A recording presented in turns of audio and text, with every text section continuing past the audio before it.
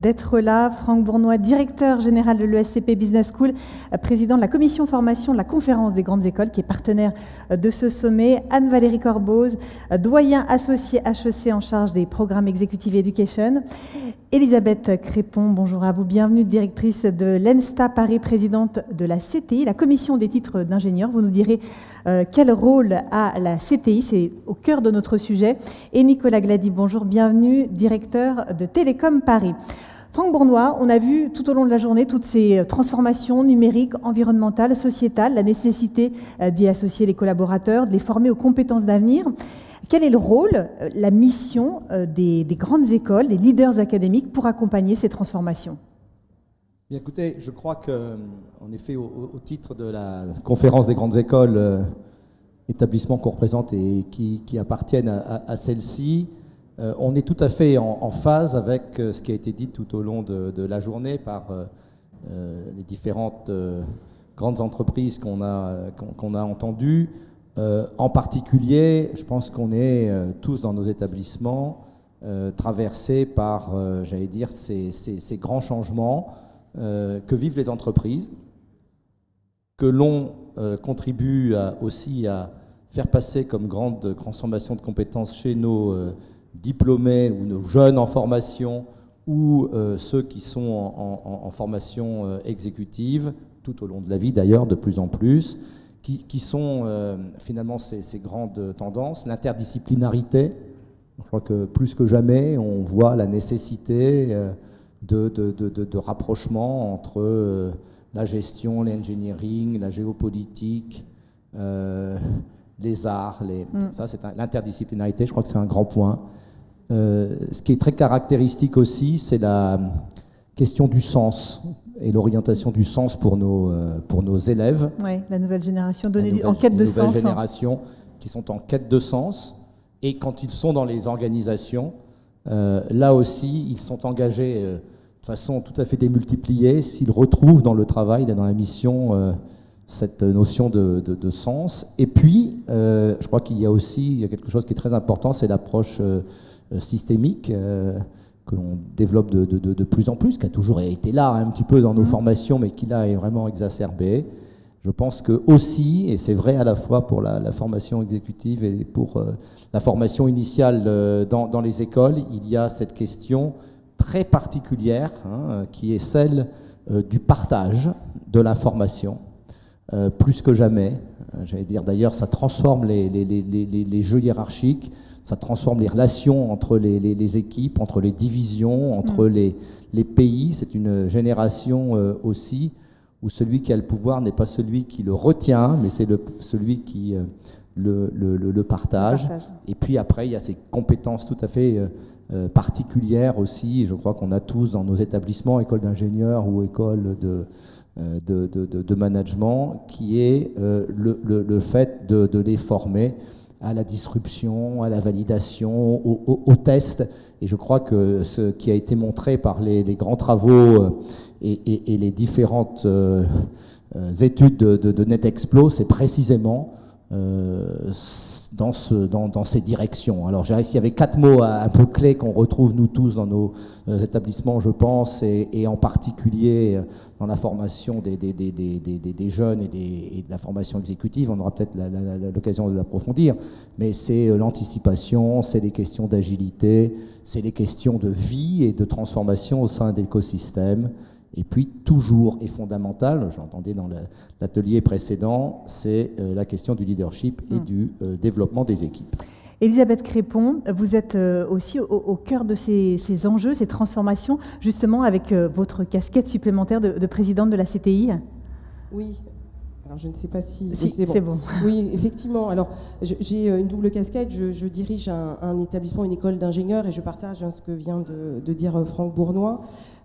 Et l'autre volet, c'est finalement le volet de l'évaluation, de la référence, du référentiel auquel les écoles d'ingénieurs, mais c'est également la même chose pour les écoles de commerce, finalement doivent se conformer, ces fameux critères majeurs. Alors peut-être, puisque je ne suis pas sûre que la CTI soit connue de tous les écoles d'ingénieurs. Rappelez un peu quel est son rôle. Mais peut-être quelques mots en fait sur la CTI. Donc c'est une vieille dame, elle a été créée en 1934 pour évaluer les écoles d'ingénieurs privés.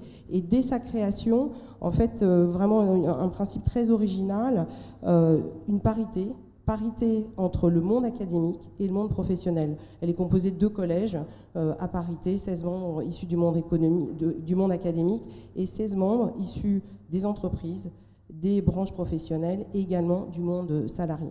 Et en fait, cette commission des titres d'ingénieurs, elle évalue, elle accrédite les programmes de formation. Alors aujourd'hui, toutes les écoles d'ingénieurs. Et à travers cette évaluation, finalement, elle est, je pense, au cœur de son référentiel, et je vais y revenir, se trouve cette question des compétences et des compétences d'avenir.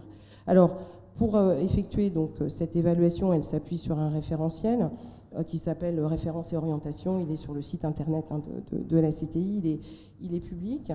Et ce qui est, je pense, assez intéressant, c'est que ce référentiel n'a pas pour vocation d'être prescriptif et de dire aux établissements ce qu'ils doivent faire. C'est à eux, finalement, de trouver en fonction des formations qui sont les leurs, les spécialités, également les programmes que ces établissements vont bâtir avec d'autres établissements, écoles de management, de design, peu importe, donc de trouver finalement la façon de décliner ces critères majeurs. Mais ce qui est intéressant, c'est que donc ce référentiel donne un cadre et que ce cadre, il est évolutif. Et il évolue grâce à une réflexion commune, mais vraiment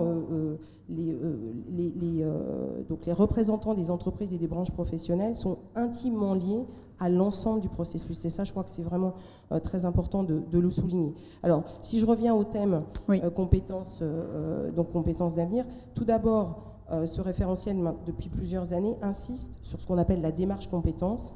Un programme, ce n'est pas une somme de connaissances, mais bien le développement de compétences. Et ce qui est important, c'est que les établissements, en fait, suivent l'évolution de ces compétences. Et finalement, pour la CTI, ce qui est important, c'est la façon dont les établissements vont créer, organiser des moyens d'échanger avec les entreprises, avec l'ensemble des parties prenantes, pour réfléchir avec ces parties prenantes sur l'évolution des besoins et l'intégrer ensuite dans les formations. Donc ça, c'est un premier point. Deuxième point, c'est la nature même du référentiel, puisqu'il est conçu, en fait, il évolue. Là, nous sommes en train de préparer la version 2022, donc nous présenterons lors du colloque de la CTI, donc le 1er février 2022. Et donc, nous avons nous-mêmes, CTI, suivi le même cheminement, c'est-à-dire interroger, créer des groupes de travail en mettant autour de la table les entreprises, les représentants des étudiants, le BNEI, les ministères de tutelle des différents établissements pour essayer de collecter, d'anticiper finalement ces besoins, ces compétences d'avenir. Et donc il y a un sujet qui a été évoqué qui vient d'être évoqué, qui est la question de la transition énergétique, écologique. Et donc je peux déjà vous dire, je ne vais pas pouvoir vous en dire beaucoup plus, puisque on n'a pas tout à fait terminé le travail, mais de nouveaux critères majeurs vont être intégrés sur ces sujets dans le référentiel. Pour prendre en compte tous les enjeux, justement, tous ces nouveaux enjeux. Et donc ce travail d'évaluation, c'est un élément, à mon avis, important dans le sujet de l'évolution des compétences et l'intégration de ces compétences d'avenir dans les formations initiales. Il y a un cercle vertueux et l'évaluation est un élément clé de ce cercle vertueux. Anne-Valérie Corbos, comment une école comme HEC accompagne-t-elle ces transformations de notre société ? Merci. Je crois que ce qui est important, pour ne pas répéter ce que mes collègues ont dit, c'est pour nous 3 axes. Un, c'est avoir l'humilité, d'essayer de comprendre, de repérer les signaux faibles, de se dire, voilà, il y a une transformation sociétale, il y a une transformation environnementale, il y a une transformation au niveau des organisations, il y a une transformation digitale dont on est tout au courant. Et on doit avoir l'humilité de se dire, on n'a pas toutes les réponses, on a des débuts de réponses, on va co-créer avec nos partenaires, avec les entreprises, avec de nouveaux partenaires, pour apporter ce socle de compétences, un début de réponse à cet avenir qui est en pleine mutation. Donc, je dirais d'abord humilité. La seconde chose, c'est ouverture d'esprit. C'est-à-dire que justement, les recettes du passé n'ont pas fonctionné. Ouais. Se remettre en question. Voilà, exactement. Se remettre en question, être ouvert d'esprit. Et regarder, en anglais, on dit barbarians at the gate. Voir tous ces barbares qui arrivent avec d'autres solutions, d'autres façons de proposer des compétences, le développement du leadership. Et de se dire, tiens, voilà, ça c'est intéressant, on n'y avait pas pensé, on va faire ça comme ça. Et c'est pour ça que je pense qu'on met énormément l'accent sur cet élément de collaboration, de co-création, de cooptation actuellement. Et je pense que le troisième point, c'est oser. Oser expérimenter toute cette innovation dont on parlait, et on disait aux entreprises, vous devez innover, l'innovation est la seule solution pour être compétitif. Et maintenant, les écoles doivent innover, doivent repenser la façon dont on travaille avec les étudiants, avec les participants, etc. Donc vraiment, ces trois choses. Nicolas Glady, quelle est votre vision justement de ces enjeux de transformation, de compétences d'avenir et peut-être les priorités que vous identifiez? Alors, si on commence à rentrer dans les priorités, et en particulier des priorités très concrètes, moi je vais bien sûr prendre l'angle qui est celui de Télécom Paris, la première école d'ingénieurs du numérique, qui est celui de la technologie, et en particulier la technologie du XXIe siècle, le numérique. Je tiens d'ailleurs à souligner qu'avec NetExplo, qui organise aujourd'hui ce sommet, nous avons un observatoire sur souveraineté et technologie numérique, et je vais justement m'appuyer sur les travaux de cet observatoire pour répondre à votre question.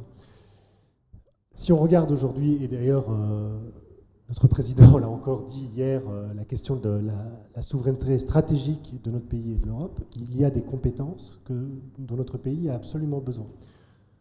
Une compétence qui, alors c'est plus qu'une compétence, mais on va dire un domaine qui doit très rapidement changer de braquet quant à notre capacité à former les gens, c'est par exemple la cybersécurité. Ah oui. Airbus, je ne sais pas si vous étiez là, mais voilà, Airbus en parlait tout à l'heure. Et face à ce manque de talent dans ce domaine, ils en sont venus à créer eux-mêmes leur école, ce qu'ils nous ont annoncé tout à l'heure sur scène. Eh bien, c'est exemplaire, parce qu'en fait, aujourd'hui, les entreprises comme Airbus, mais aussi l'État, toute la société a besoin de compétences spécifiques en cybersécurité. Alors, je parle de la cybersécurité, ça n'est qu'un exemple, mais c'est un exemple qui va être particulièrement important, certainement avec les présidentielles, qu'il a été très certainement avec le télétravail, et qu'il le sera de plus en plus, parce que ces nouveaux espaces informatiques sont vraiment là où l'économie aujourd'hui et le développement se fait. Bon. Et moi, comme Elisabeth, on est une école publique, donc on est financé par l'État, et donc on se pose vraiment la question de savoir si l'argent de Madame Michu est utilisé de la manière la plus efficace quant à la manière dont on peut s'emparer de cet enjeu. Et je pense qu'aujourd'hui, il y a une vraie problématique. C'est qu'en France, on sait qu'on a une façon de voir la formation qui est très formation initiale, très M2. Et donc, alors chez nous, c'est classe prépa et puis grande école, mais d'une manière générale, ce qui compte, c'est la formation initiale. Sur cet exemple de la cybersécurité, il est évident que ça ne suffira pas. Il faut plus d'ingénieurs du numérique, il faut plus d'ingénieurs d'une manière générale, il faut plus de managers, ça c'est sûr, qui ont des compétences sur la cybersécurité. Mais si on ne forme pas tout le monde tout au long de la vie, on ne va jamais y arriver. Et donc il faut former les gens à 20, à 30, à 40 et à 50 ans, et même au-delà. Il n'y a pas d'âge pour se former sur ces nouveaux espaces que sont les espaces numériques. Et si on veut être en capacité de faire ça, eh bien, assez rapidement, on va se rendre compte que ça coûte cher. Et comme me disait un haut fonctionnaire récemment, la plus belle femme du monde ne peut donner que ce qu'elle a. Quand on demande de l'argent à l'État, il y a un moment où assez rapidement, voilà, on se retrouve face à un principe de réalité. Alors, moi, il y a un ratio que j'aime beaucoup, qui est un ratio très simple, qui est celui de personnes formées par euro dans l'enseignement supérieur. C'est un ratio très simple, c'est même le ratio le plus simple, en gros, c'est ce qu'on produit par rapport aux coûts totaux. Si on regarde la France, il faut savoir que la France, aujourd'hui, est en diminution de 5% ces 5 dernières années sur ce ratio, alors que la moyenne des pays de l'OCDE est en augmentation de 5%. Ce qui veut dire que nous sommes littéralement en situation de déclassement. Il y a un problème du financement de notre supérieur sur ce sujet-là. Alors, je rentre un peu dans le détail parce que c'est très intéressant. Il y a 3 modèles. Le modèle le plus connu, c'est le modèle anglo-saxon, où le financement vient surtout du privé. Le modèle que nous, on aime en France, c'est le financement vient surtout, mais pas seulement, du public. Et ça nous rapprochait auparavant des pays nordiques, de la Suisse, de l'Allemagne. Et ce qui est en train de se passer, c'est qu'en fait, aujourd'hui, ce ratio est en train de diminuer en valeur absolue et la proportion est en train de basculer de plus en plus du côté du privé. Et donc ça ne nous fait même pas aller du côté des Américains, ce qui aurait été pas mal, ça nous fait aller plutôt du côté des pays méditerranéens, l'Italie, l'Espagne, où c'est peu financé et ça vient beaucoup du privé. Est-ce que c'est le modèle qu'on veut en France? Moi, j'ai ma réponse, hein. Mais en tout cas, je pense qu'il faut être très attentif là-dessus. Et un dernier point, et je conclue là-dessus, ce qui fait que ce ratio est en diminution, ce n'est pas tellement les financements absolus, parce qu'en fait, les financements absolus augmentent en valeur nominale, c'est le nombre de personnes formées. Et je pense que là, c'est la grande force de nos écoles, parce qu'en fait, dans nos écoles, nous avons un nombre de personnes formées, quand ils rentrent, en général, ils finissent. On les sélectionne bien, on les accompagne bien, et ils sont diplômés.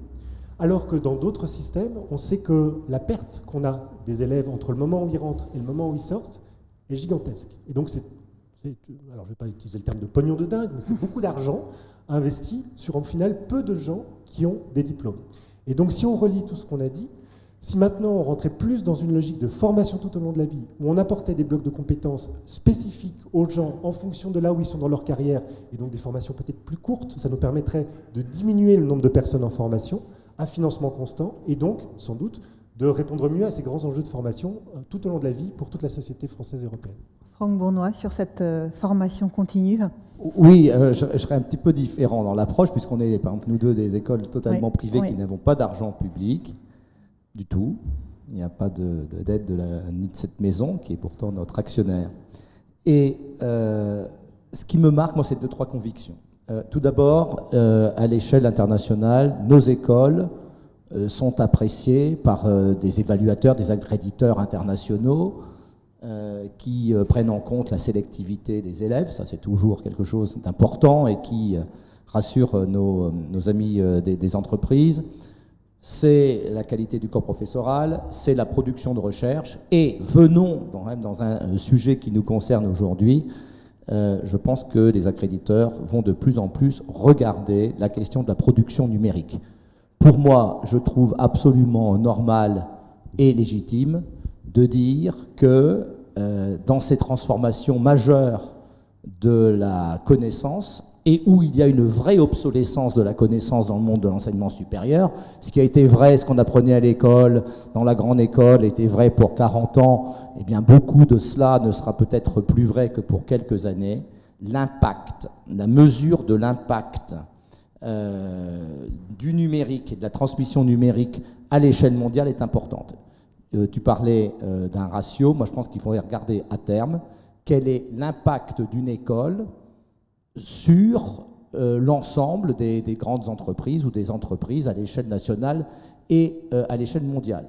Je pense qu'une école qui aura la capacité de produire de façon significative une offre numérique de qualité et de la vendre à l'échelle mondiale, ça a un sens tout à fait important pour la transformation.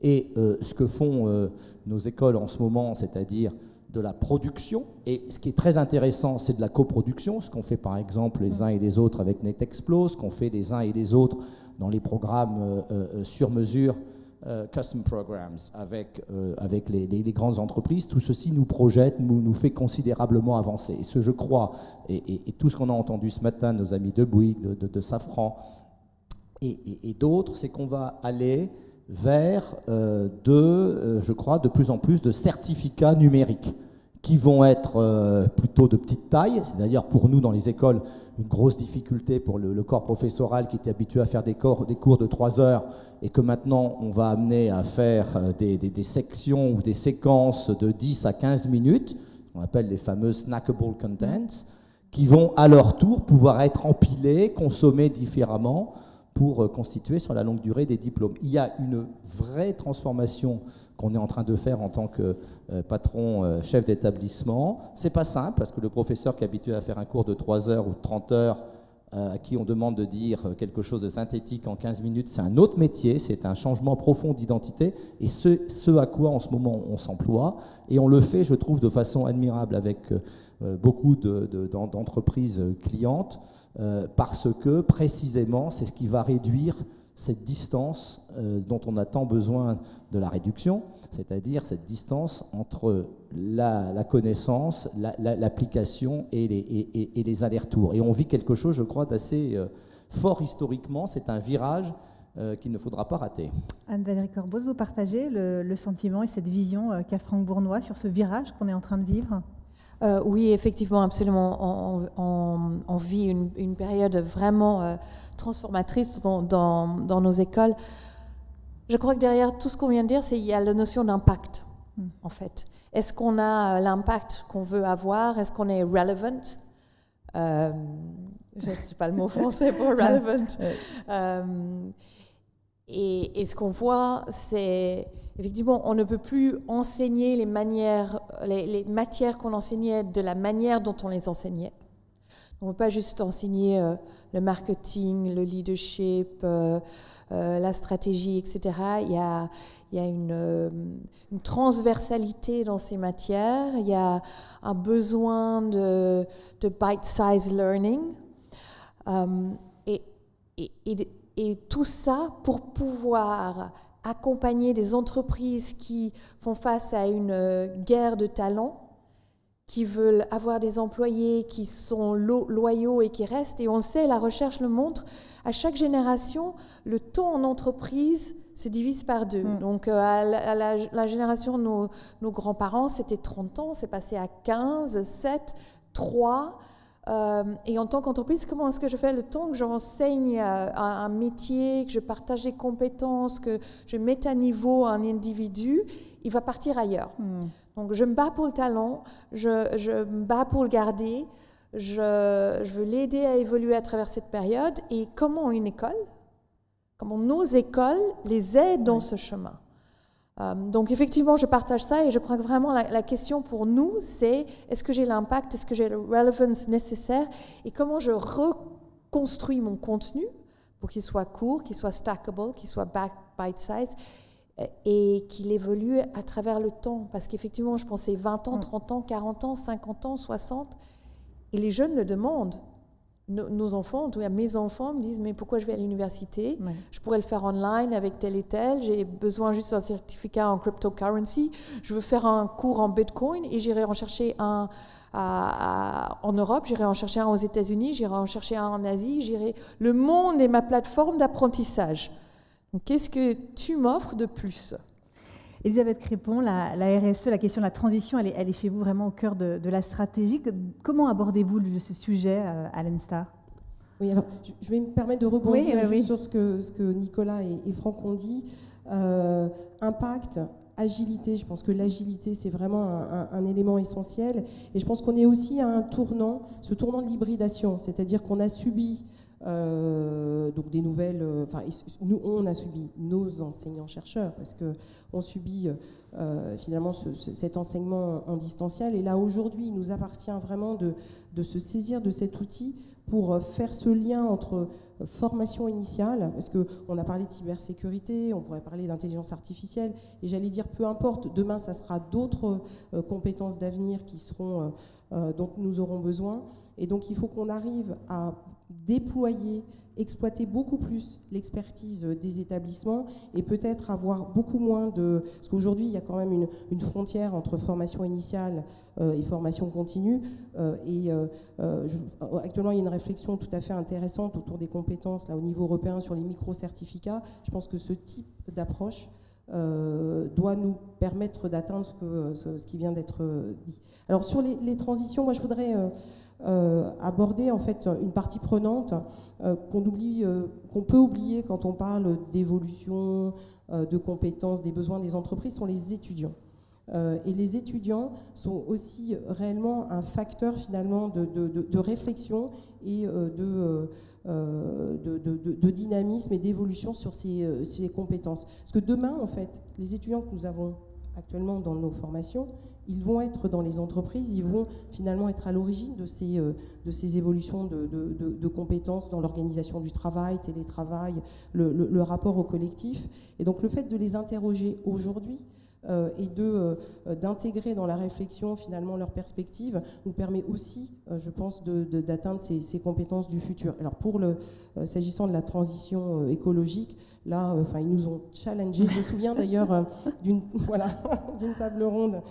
Donc chez Franck, on était tous les deux face à un parterre d'étudiants et c'était extrêmement intéressant. Voilà. Et donc il y a cette résonance, je pense qu'il faut construire et donc il ne faut pas les oublier, il faut vraiment les associer dans nos réflexions, c'est ce qu'on fait. Donc, on les a entendus tout au long de la journée, ils nous ont interpellés, ils veulent des entreprises engagées, vertueuses, résilientes, responsables, c'est des termes qui sont revenus vraiment tout au long de la journée. Ce dialogue, Nicolas Glady, avec les étudiants, il est essentiel aujourd'hui? Alors tout à fait, j'aimerais souligner que Télécom Paris a été la première école d'ingénieurs à inscrire en préambule de son règlement intérieur sa raison d'être au service d'une société et d'une économie respectueuse de l'humain et de son environnement. Et donc c'est quelque chose de très très important pour nous et cette année on a commencé à avoir une 30aine d'heures de cours obligatoires qui vont donner des compétences pour la transition écologique. Alors j'aimerais quand même revenir sur ce que mes collègues ont dit parce que je pense que vous avez senti qu'on est tous d'accord sur la formation tout au long de la vie, les compétences. C'est vrai qu'il n'y a pas de grand débat et d'avis alors, moi quand tout le monde est d'accord mais qu'en fait on n'y est pas, je me dis oui mais enfin bon, qu'est-ce qui bloque? Et qu'est-ce qui bloque? Moi je pense que ce qu'a dit Franck est très vrai, la microcertification, Télécom Paris Executive Education fait de la certification, on le fait en hybride, en ligne, en présentiel. Maintenant pourquoi, et tous autour de la table on le sait, le sésame ultime, quand on parle à un DRH, c'est le diplôme de la grande école, formation initiale, limite, qu'est-ce que vous avez fait comme classe prépa, ça reste encore quand même quelque chose de très important, et ça ne correspond plus aux compétences d'avenir, justement. Et c'est ça un vrai problème, c'est qu'il faut vraiment changer les mentalités et la façon de voir ce que c'est qu'une certification, un diplôme et la formation tout au long de la vie, parce que si on veut atteindre cet objectif de former aux compétences d'avenir, on a vraiment besoin de sortir du tout formation initiale. Et là, c'est tout le monde qui doit changer. Les écoles sont en train de le faire, je pense que vous l'avez vu.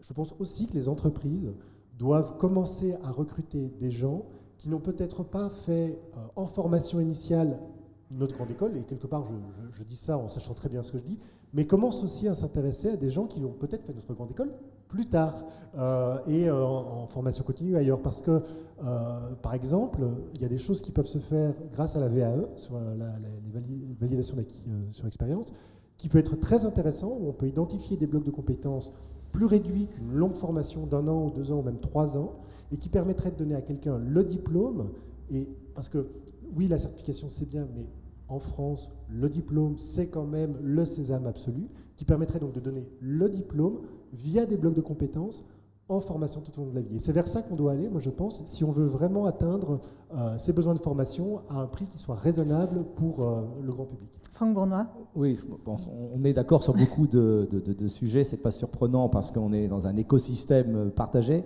Ce que je crois cependant, c'est qu'en effet, plus que jamais, d'abord, il faut penser autre que France. Franchement, on est avec nos partenaires sur un monde totalement globalisé. La Covid a modifié un peu les choses, mais elle ne va pas modifier de façon durable. Il y aura des réajustements de supply chain, etc. Mais on reste dans un monde globalisé et il faut vraiment aller dans cette diversité. Donc, de ce point de vue-là, on est d'accord. Savoir aussi, au moins pour nos écoles de gestion, c'est peut-être un peu moins vrai pour les écoles d'ingénieurs, mais ça évolue beaucoup, nos écoles produisent des diplômés à la parité, c'est-à-dire qu'à 50-50 ou 51-49%, je crois que c'est 51 ESCP, c'est peut-être la même chose, je pense, à ESSEC et à HEC. Donc 51% des diplômés sont des diplômés femmes. Donc ça, il faut le savoir. Donc il y a dans le sourcing qu'on peut faire, ça c'est quelque chose qui bouge beaucoup.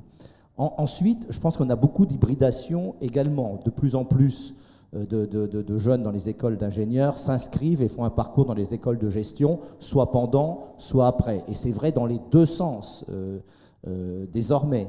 Je crois aussi que si la classe prépa connaît un peu moins de succès en ce moment chez les jeunes en terminale, plus que jamais, il faut que l'on enseigne et qu'on attire par la dimension quantitative. Parce que tout ce qu'on est en train de dire sur le numérique, même s'il faut des ambassadeurs, il faut qu'on ait des jeunes qui entrent dans nos établissements et on les sélectionne avec des compétences sur le quantitatif, parce que plus que jamais, on entre dans une gestion des années 2030 et jusque 2030 qui sont de la gestion et du management autour du big data, du business analytics. Ça, c'est extrêmement important. Donc, il y a des choses qui se décadrent, mais il y a des fondamentaux qu'on doit toujours aussi assurer. Et puis, après, pour l'executive education que nos écoles actives, je pense qu'il faut qu'on soit nous-mêmes extrêmement innovants, qu'on raccourcisse les durées de production, qu'on enrichisse les modalités de distribution avec nos propres clients, les entreprises, et que l'on fabrique aussi du matériau. Moi, j'y crois beaucoup, dans un système ouvert avec les alumni des différentes écoles. L'ambassadeur clé actuel, c'est le diplômé alors de la grande école, qu'il ait fait d'ailleurs un master spécialisé, ou qu'il ait fait un MBA, ou qu'il ait fait le diplôme traditionnel, qui est ancien, qui est dans une grande entreprise, ou qui est entrepreneur, qui soit en France ou à l'étranger, et qui va être le porteur d'une compétence qui va pouvoir remettre dans sa communauté et dans la communauté, je crois, des entreprises. Moi, voilà l'écosystème que je vois beaucoup plus oxygéné, beaucoup plus aéré, qu'en effet, Nicolas a parfaitement raison, que le diplôme de la grande école qu'on porte comme un escargot sa coquille toute sa vie. Anne-Valérie Corboz, comme le disait Franck Bournois, il faut être innovant en termes de formation continue. Il faut sans cesse, ça revient un peu à ce que vous disiez en introduction, se renouveler. Oui, tout à fait. Deux choses me font réagir par rapport à ce que disait Franck. Je crois qu'effectivement, on a quelque part un réceptacle, hein, le diplôme. Le fameux, voilà, le sésame. Je ne sais pas si c'est le bon mot, réceptacle, mais on a cette réalité qui est le diplôme, voilà, qui est là. Mais après, ce avec quoi on peut jouer, c'est ce qu'on met dans ce diplôme. Donc, c'est aussi la diversité de la classe. Effectivement, il y a gender diversity, 51%, 49%, mais aussi milieu social, parcours, etc. Donc là aussi, on a un rôle à jouer à HEC.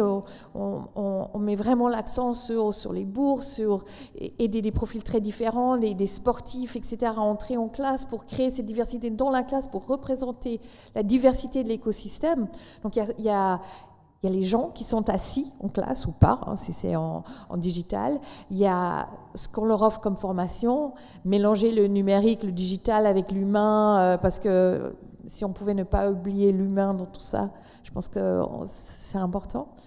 Donc ça, c'est un élément. Et puis l'autre élément, je crois, qu'il ne faut pas oublier, c'est quand on parle d'innovation et qu'on parle de la formation continue et de l'executive education, il y a toujours un délai entre la recherche, qu'on se veut rigoureux, etc., et le moment où on peut la transmettre, cette connaissance. Et il y aura toujours un lag dans le monde universitaire. Et ça, on pourra jamais le raccourcir. C'est très difficile, on essaie de le raccourcir au maximum, mais on entend les signaux faibles, on se dit, tiens, il y a une transformation là au niveau leadership. Effectivement, les mots dont vous parlez, authenticité, vulnérabilité, entreprise altruiste, on les voit, on les entend, mais il faut pouvoir les formuler pour les généraliser, pour pouvoir les partager.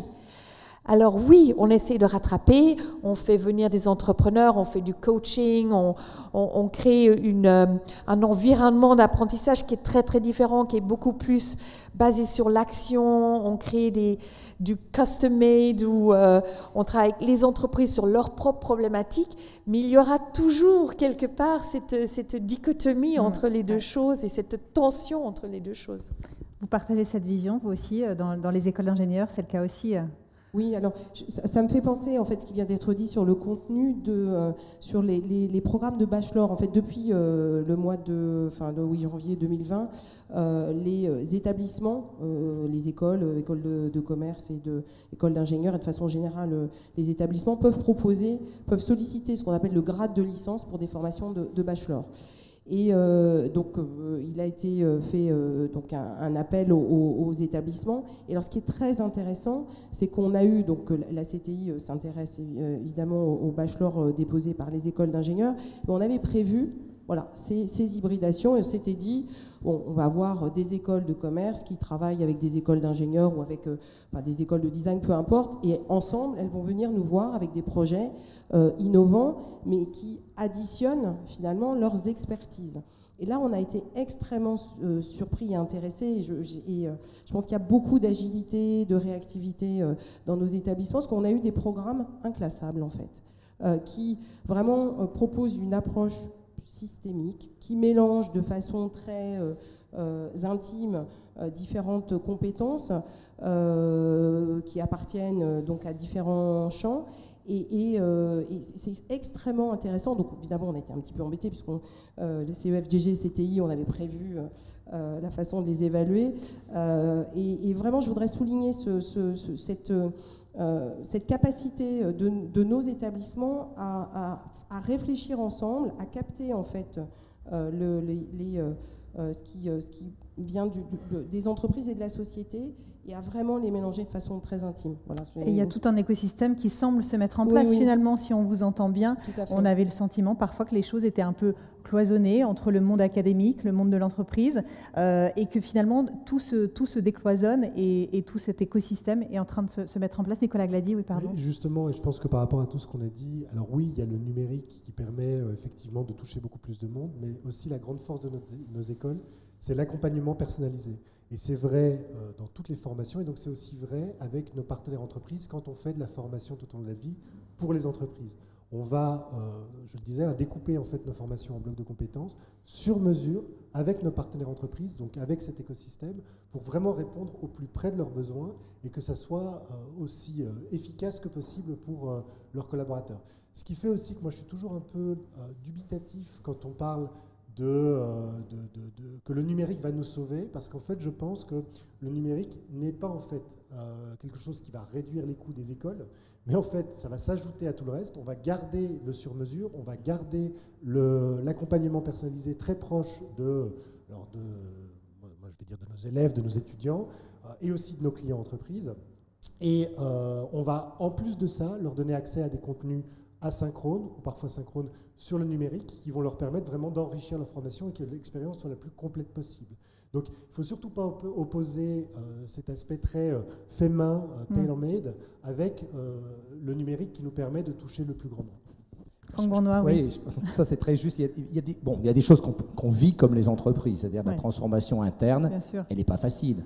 Je veux dire, c'est une opération aussi de management du changement délicate avec les acteurs. Ceci dit, ce que l'on vit aussi, ce sont des choses fabuleuses qu'on n'avait pas dans le passé. Par exemple, pas mal de nos écoles, on le fait nous à ESCP, produisent un passeport de compétences. On appelle d'ailleurs l'Employment and the Competencies and Skills Passport, où il y a une traçabilité blockchain de ce que les gens ont suivi dans leur parcours, en stage, en cours, etc. Donc ça donne aussi des garanties, au-delà du CV où les gens racontent un peu ce qu'ils veulent, sinon, une traçabilité. Donc ça, c'est des choses nouvelles. Je crois que le numérique, tu le dis très bien, c'est pas là pour simplement faire des économies, j'y crois pas d'ailleurs, sinon on irait vers une ubérisation de l'enseignement supérieur épouvantable, et LinkedIn Academy fait beaucoup mieux. Mais parce qu'il y a en effet cette personnalisation. Ce que ça permet aussi, c'est, je crois, le changement total d'échelle. Vous vous rappelez, lorsqu'il y avait, au siècle dernier, les écoles, elles étaient locales, régionales, puis elles sont devenues nationales, puis elles sont devenues continentales. Là, c'est vraiment la notion d'impact qui revient. C'est la possibilité de toucher, de déployer, de faire passer l'unicité, la uniqueness d'une école et de ses compétences à l'échelle mondiale. Le numérique donne beaucoup plus de choix aussi, ça ouvre les choix, ça ouvre les expériences. Je pense qu'on va aussi faire des concentrations et des tailles croissantes d'établissements. Avec le choix, avec le numérique, c'est peut-être aussi des budgets plus importants. Des budgets plus importants, c'est un corps professoral plus important. Un corps professoral plus important, ce sont des spécialisations pour les élèves plus importantes. C'est aussi une production numérique plus importante, etc. etc. Donc il y a des changements d'échelle. Je crois qu'on n'a pas encore tout vu, mais c'est extrêmement important. Et on ne le fera pas sans les anciens des écoles, sans les clients, et ça c'est extrêmement important, et dans une perspective tout au long de la vie. Merci beaucoup à tous d'avoir participé à cette table ronde. Merci. Ce sommet se termine. Je vais passer maintenant la parole à Bruno Mettling qui va venir conclure cette journée.